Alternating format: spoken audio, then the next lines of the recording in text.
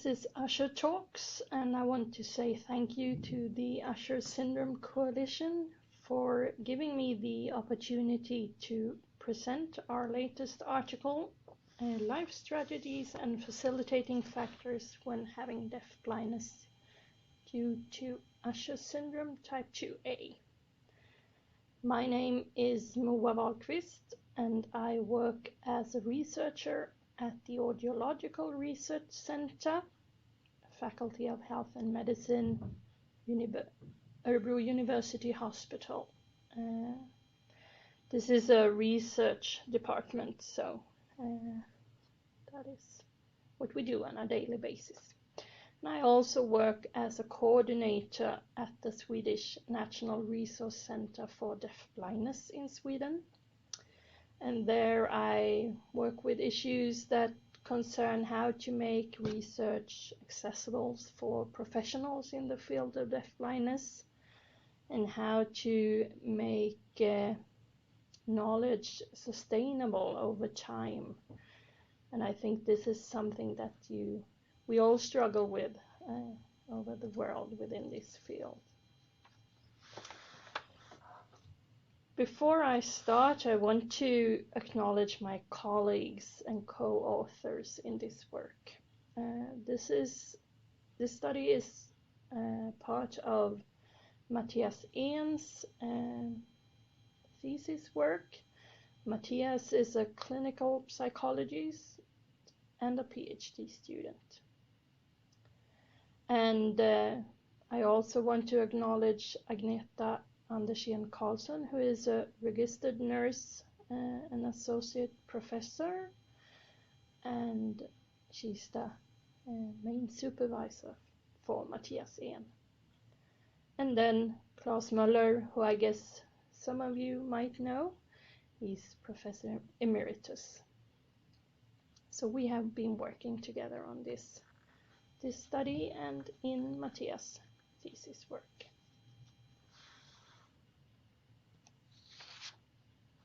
On this slide, the aim of the study is presented, and what we wanted to do was to explore life strategies in people with Usher syndrome type 2A.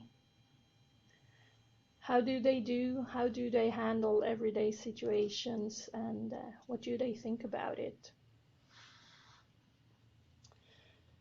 And on this next slide, I describe the methods that we have used in this study, and we have done explorative qualitative study design, where we have used focus group interviews with 14 individuals with Usher syndrome type 2A.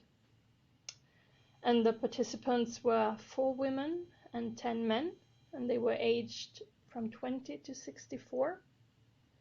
They all had a moderate to severe hearing loss.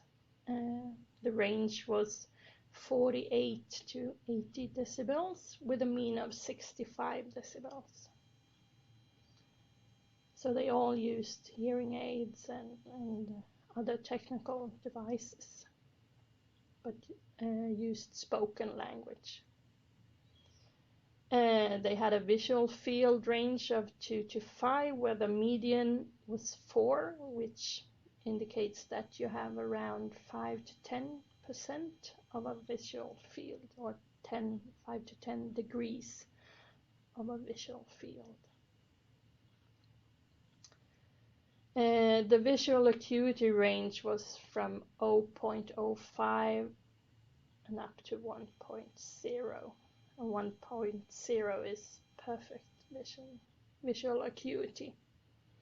And here the mean was 0.4.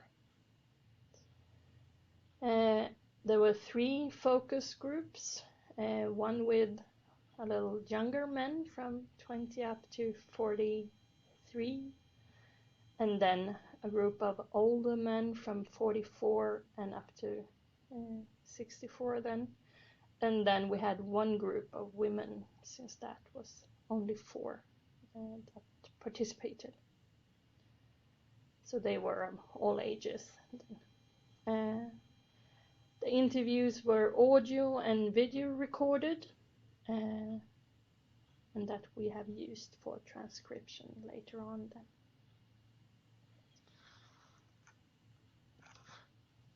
So this slide shows the setting. Actually, the interviews took place at a research event that we had here at the Audiological Research Center. And people with Usher Type 2A were invited to do different things at this event. The focus group interviews were one of the activities, and this activity lasted for 2 hours with a break. But they also participated in cognitive tests and in measuring their hearing loss and so on. We also had some more presentations about what's the latest within the research and the social event. But what about the focus group interviews then? I was the one moderating the interviews, and I had a senior researcher who was present in the room helping me out. And as I said previous, all participants used their hearing aids, and we also had a loop system in the room that they could use. And we had done some additional adjustments of the room, so we had put down window blinds to prevent from glare, and we checked that everybody could see and hear as good as possible. The initial question to the group was, how do you cope with your life situation and how do you manage difficulties? And if you were not successful in dealing with the situation, in what way would you have liked to do things? And then after posing this question, I helped moderating, turn taking, and helping out to indicate who was speaking next and so on. And then they were just discussing around this topic. On this slide, I describe a little bit about the analysis of the transcribed interviews. So they were video and audio recorded and then transcribed, and then in the analysis process we have used inductive content analysis, and according to Granheim and Lundman 2004.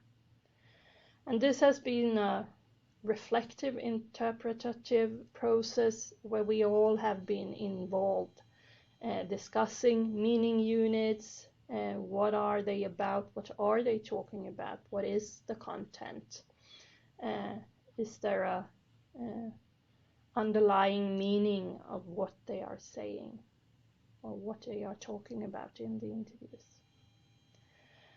And this all resulted in that we identified 17 subcategories, 7 categories, 2 latent sub-themes, and 1 superordinate theme.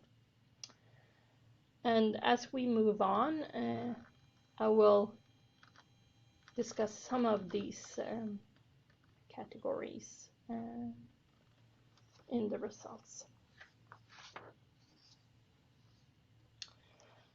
So if we go into the results then, I will now present some of our findings and what were they saying about the strategies that they used. One of the sub-themes that we identified was resolving or preventing challenges. This could then further be divided in remaining active, as it says on this slide, using devices is the next point, using support after that, and sharing knowledge. When it comes to remaining active, this was only discussed in the group of the younger men. And this could also be further divided into adapting activities, using memory and attention to have to use as a strategy in your everyday life. On the next slide, I will give you some of the quotes from the participants when they were talking about this resolving or preventing challenges. So on this slide we can see a quote from one of the participants, and when talking about how to remain active and keep up with business as usual. And I will read it out loud to you. I just want to be with my friends. I've said from day one that I will refuse to let it, the deafblindness, affect my life and prevent me from living the life I want. So then I just go with the flow, so to speak. And sometimes one just sits there and can hear nothing because the music is so loud. But at the same time, one doesn't want to miss out on anything. On the next slide, there is another quote from one of the participants when talking about receiving formal support and what that means. The participants also talked about informal support from family and friends, and that was something that they received. However, this was not unproblematic. One of the participants said, "It feels like I'm a queen sitting there and waiting for my husband to serve me." And this was something that this person had to struggle with. But this quote relates to more formal support. I can be independent when I have a guide or interpreter or whatever, then I'm independent. But if I don't have one and I want to go shopping, then I become dependent on finding some shop assistant who will help me. And that's when I'm not independent.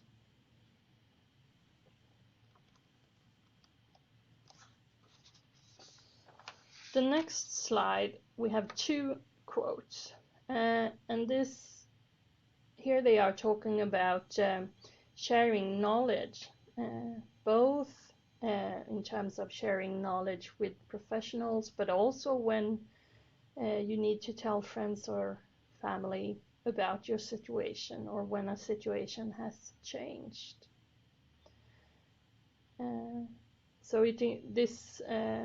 Sharing knowledge includes both informing in everyday situations and educating professionals. And this was experienced as the never-ending process to inform others about their situations, to make life easier for themselves. So now I will read the first quote to you. It is clear that you have to inform, as it makes it easier for others to comprehend if told how to handle it, the deafblindness. It is not easy for them to understand because it doesn't show. And the second quote relates to when you have to educate professionals. Then after 6 or 12 months, there is a new official, which means that you have to educate an endless number of people. And it's the same when you meet doctors. It's so bloody hard. So again, this was something that you had to do, and they had strategies or ways to talk about or to inform about their deafblindness or their situation, but it was a never-ending story.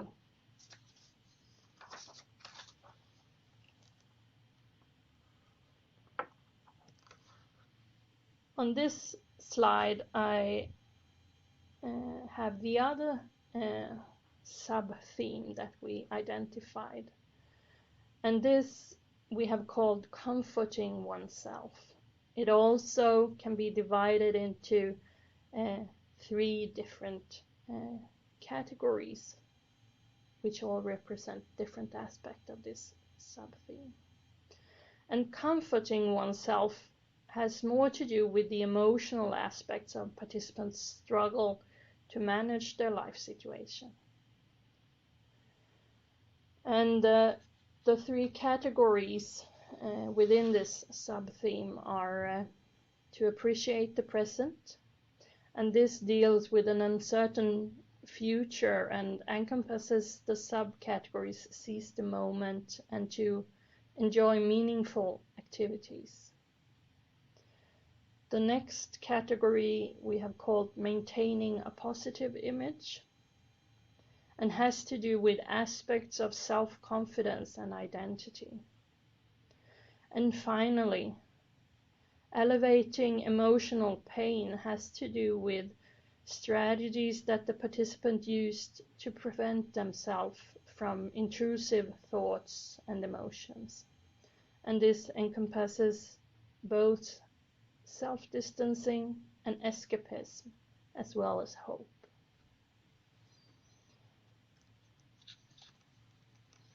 And on the next slides, I will read out some of the quotes within this sub-theme.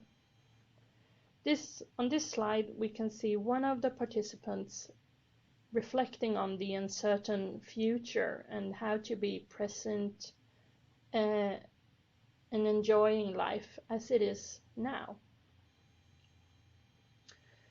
And today there is gene therapy, as well as a lot of talk about stem cells and such stuff. But I've thought about it for more than 30 years, and time just passes by without a cure. You have to enjoy life anyway. In my opinion, life must be good, or it's not worth living.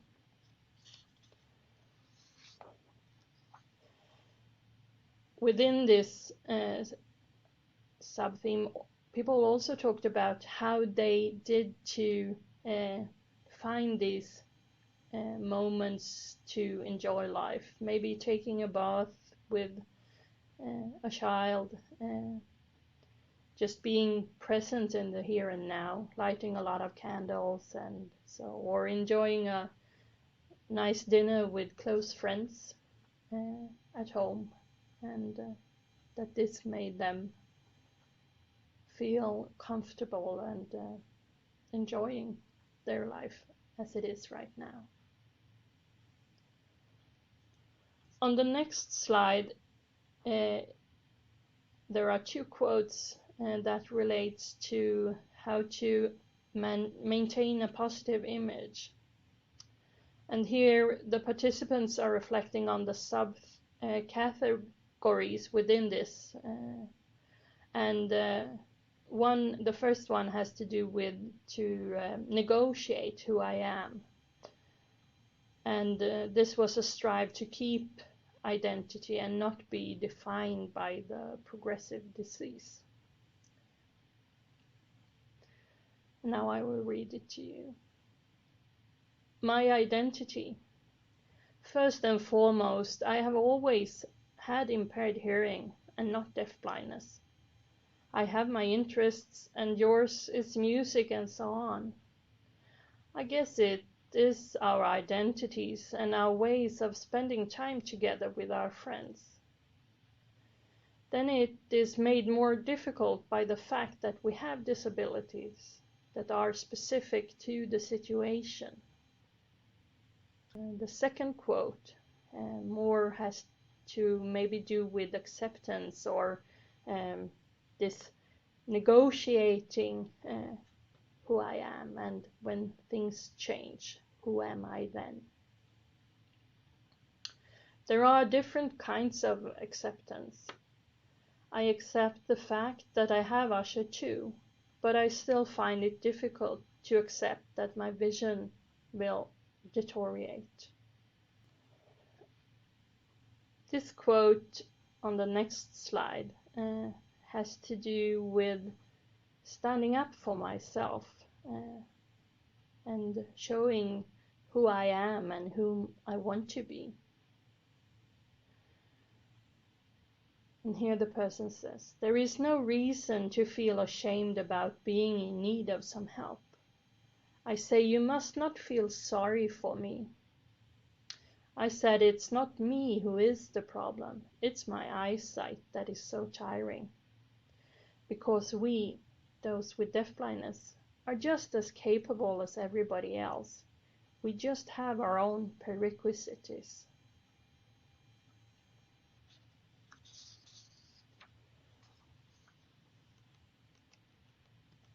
The next slide has to do with the categories of elevating from emotional pain. And here is 2 quotes to exemplify self-distance and escapism that the participants talked about. So I'll read the first one.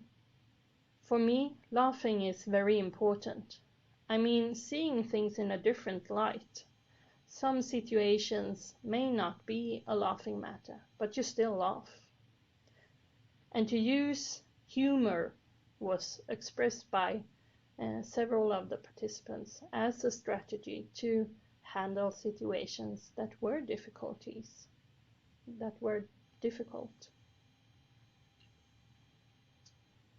The next quote has to do maybe with escapism. And here the person says, I'm also quite good at switching off.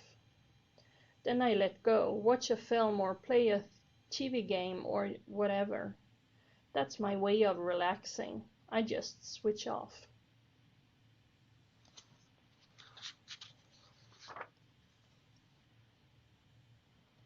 So that was the last quotes that I had for you.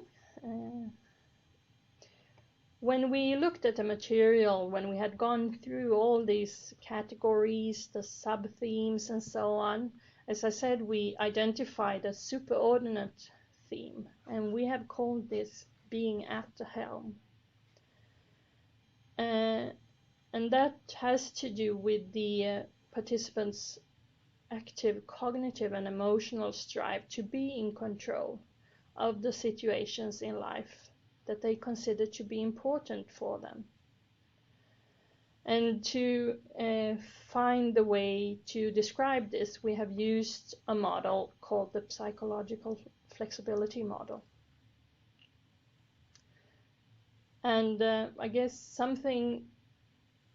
this is something maybe that we all are striving for. But for people with Usher syndrome, this becomes very important as the disease progresses during life.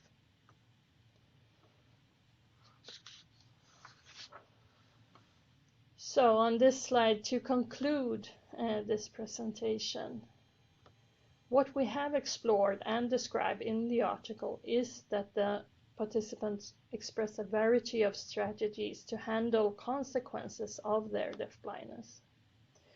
By being at the helm, the participants express a high psychological flexibility, and they are active agents in their lives. And this is very important. They want to be in control, and they take control and are active in their lives. If you want to read the whole article, it is available by open access, and you can search for it by searching for Matthias Ehn, and the article is published in an international journal of qualitative studies on health and well-being. And with that, this last slide, I say thank you for the attention. And if you have any questions or want to reflect on something, don't hesitate to contact me. My email address is on this slide, and it says moa.wahlqvist@nkcdb.se. Thank you.